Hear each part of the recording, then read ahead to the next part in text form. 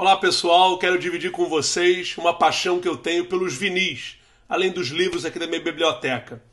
A paixão pelo vinil começou, obviamente, dentro da minha família. A minha mãe ia nas lojas comprar o vinil, então acho que hoje eu sou apaixonado pelo vinil, pela memória afetiva. Minha mãe adorava levar eu e meu irmão para comprarmos vinil. E hoje eu tenho a minha vitrola, o lugar onde eu coloco os meus vinis, tem esse caderninho aqui que o meu amigo Paulo Nasser me deu, onde eu coloco todos os vinis. Hoje eu estou com mais de 80 vinis e eu tenho alguns aqui para mostrar para vocês. Ó. Esse aqui do João Nogueira, que é a minha maior referência no samba e uma das minhas maiores referências na música popular brasileira, Jorge Ben, Tábua de Esmeraldas. Sobre essa minha paixão, sobre a arte de ouvir música, eu quero dividir com vocês no Conexão 23.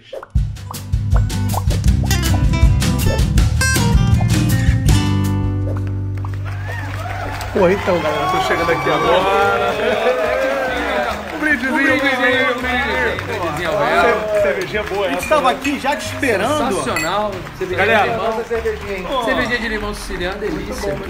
Não, eu tô dividindo, eu tô agora na fase de vinho. Mas é muito bom a gente falar o seguinte também, cara. Esse lugar aqui é maravilhoso, Bistrô Riso. Legal. É sensacional, pô. Com os amigos, camaradas. Então, eu quero dividir com vocês o seguinte. É bom, não é? Sempre gostei muito de música, sempre gostei de ouvir muita música. Eu, inclusive, acho que acordar ouvindo música é muito melhor do que ouvir notícia triste, notícia de violência, que a gente sabe que tem. Mas, de um tempo pra cá, eu tenho revitalizado uma paixão antiga que eu tenho, que é pelo vinil. Boa, de ouvir disco. Não é o kit vinil no cantor, não, né? Não, de ouvir música, de ouvir vinil. Quem sabe quem é esse cara. Isso, realmente, cara. Não, isso passa por uma mudança, eu vou contar pra vocês. Primeiro é o seguinte, hoje a maior dificuldade de se ter vinil é a questão do armazenamento. Porque hoje você tem Spotify, infinito lugar onde você tem música. É verdade. O pendrive é a mesma coisa, o computador é a mesma coisa. Então hoje, uma das maiores barreiras para o mercado de vinil é a questão do armazenamento. Você acredita que eu mudei minha casa para guardar os meus vinis? Jura? Mandei fazer dois móveis. Tipo uma vinilteca? Quanto você tem? Mandei fazer dois móveis. Um móvel é pro vinil internacional e outro móvel é pro vinil nacional. Inclusive Paulo Nasser, passando por uma livraria, me deu um caderninho feito de vinil, onde eu armazeno, onde eu vou catalogando. Corta o vinho. Tira tudo. Catalogando. Eu dei uma porrada no...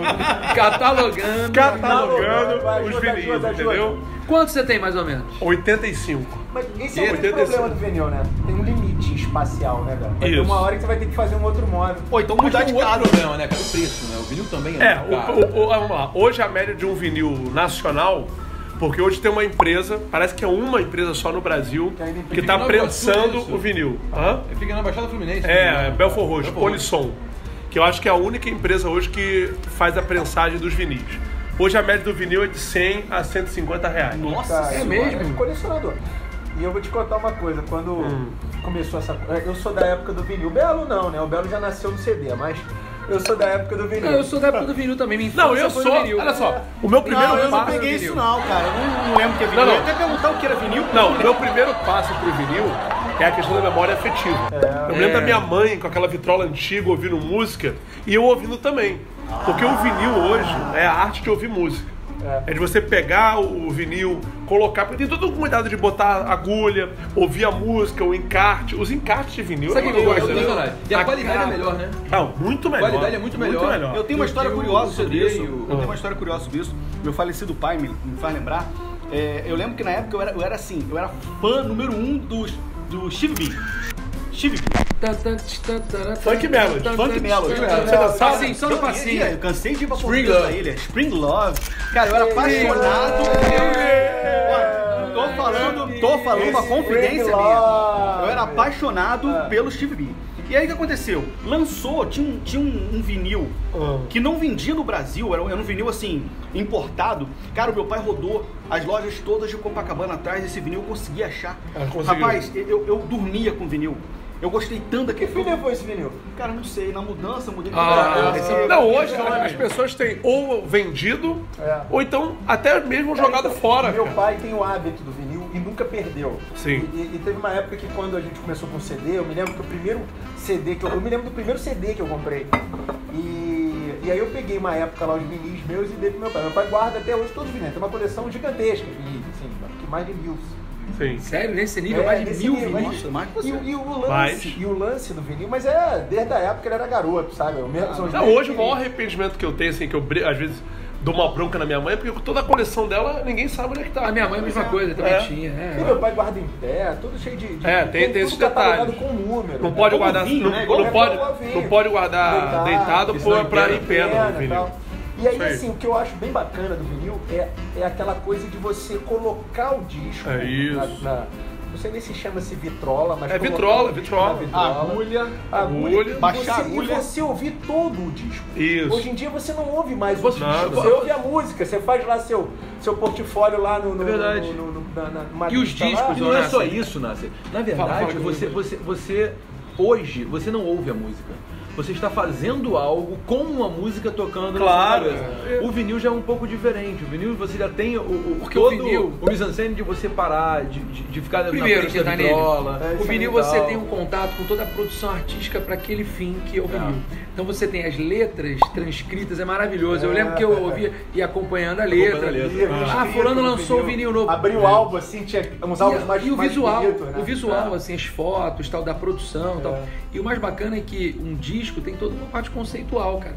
Então assim, que nem falar assim, o álbum branco dos Beatles, tipo assim, é uma fase deles, mais rock and roll e tal. O álbum não sei o que de fulano. E eu lembro que o que marcou muito, eu sempre gostei muito de Raul Seixas e tal. E o meu primeiro vinil foi o Plumpt Plact Zoom lá, né? É uma dúvida até que eu queria perguntar. Já que todo mundo gosta aqui, se você tivesse que comprar um vinil hoje, porque o vinil, assim, você não compra que nem você comprava CD. Vou comprar, não sei qual é. Hoje eu compro o vinil. Você limpa? Tem que limpar. Assim, qual é o cuidado que você tem que ter com o vinil? Flanela. Qual é a tua dúvida? Né? Depois você vai falar dos cuidados que tem que dar. A minha pergunta para vocês é a seguinte. Eu, quando revitalizei essa minha paixão pro vinil, assim, quais são os álbuns que eu preciso ter em casa? Porque o vinil é uma questão de você ouvir o álbum que te lembra uma coisa boa. Então, por exemplo, o primeiro vinil que eu comprei depois dessa minha volta pro vinil foi Jorge Ben, Os Alquimistas Estão Voltando, Tábua de Esmeraldas. Eu precisava ter esse vinil. E aí a Polisson relançou e tal. Então, assim, de vocês, tivesse que comprar um vinil agora, um álbum que marcou vocês, qual que você compraria, Nassi? Cara, rapaz, difícil, hein? Difícil. É difícil. Eu vou te falar, eu toco violão, né? E assim, na minha época que eu aprendi violão, eu fui muito influenciado pela MPB na época, né? Pela Bossa Nova. Basicamente, Vinícius de Moraes e Tom Jobim. Tem um disco, eu não vou saber o nome do álbum, mas é um disco de capa branca que tem a foto do Vinícius, que acho que seria esse o primeiro disco que eu gostaria de ter lá. Não, falando em Vinícius, eu tive que comprar os afro-sambas do Vinícius com Baden Powell. Esse eu tive que comprar. Esse eu tive que comprar. Grande disco, Então esse tá lá guardadinho, bonitinho lá. Eu tô até vendo a capa do disco. Glad, você? Olha, Steve B. Não. Além do Steve B. Não, além do Steve B, eu me lembro que meu pai era um fã. Tem o da Xuxa também que ele ouvia muito. Eu me lembro. Vinil da Xuxa. Eu me lembro que meu pai tinha um vinil de um grupo que eu não sei nem, não tá mais em atividade, um grupo chamado Santo Esmeralda.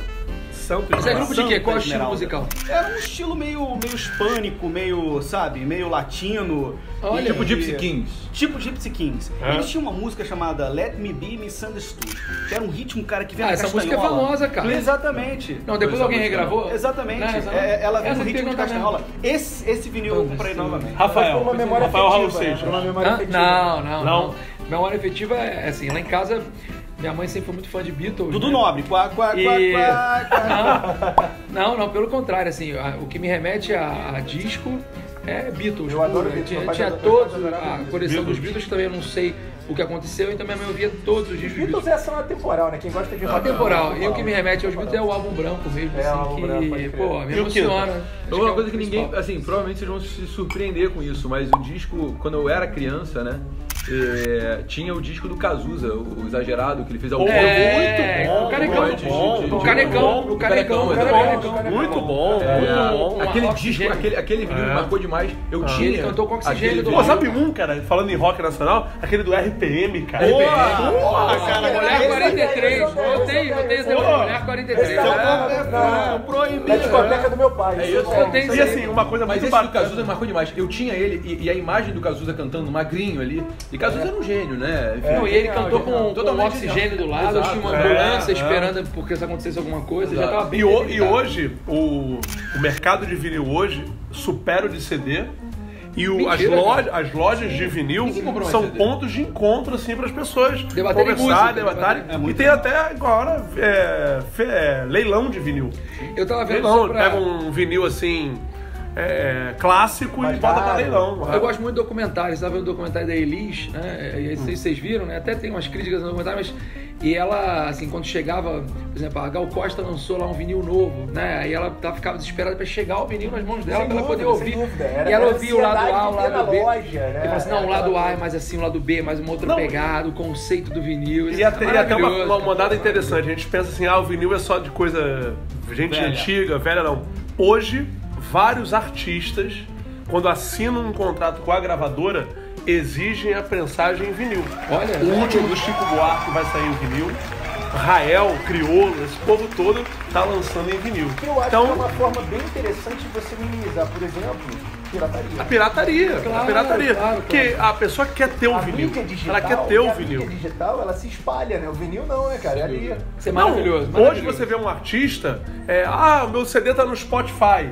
Mas se a pessoa gosta mesmo daquele disco, ela quer ter o vinil. Quer ter o vinil. Eu confesso que essa influência pra mim foi positiva. Eu falei pra você que eu vou comprar um... Quando você foi lá em casa, você falou. Pô, eu botei um do Cartola lá, cara, 1976, na época que eu nasci. As rosas não falam. É uma coisa linda, né? Um brinde ao vinil, um brinde ao vinil. Ela nasceu em 76. Quando, né? Valeu, galera. Falar de música é sempre muito bom. Muito bom.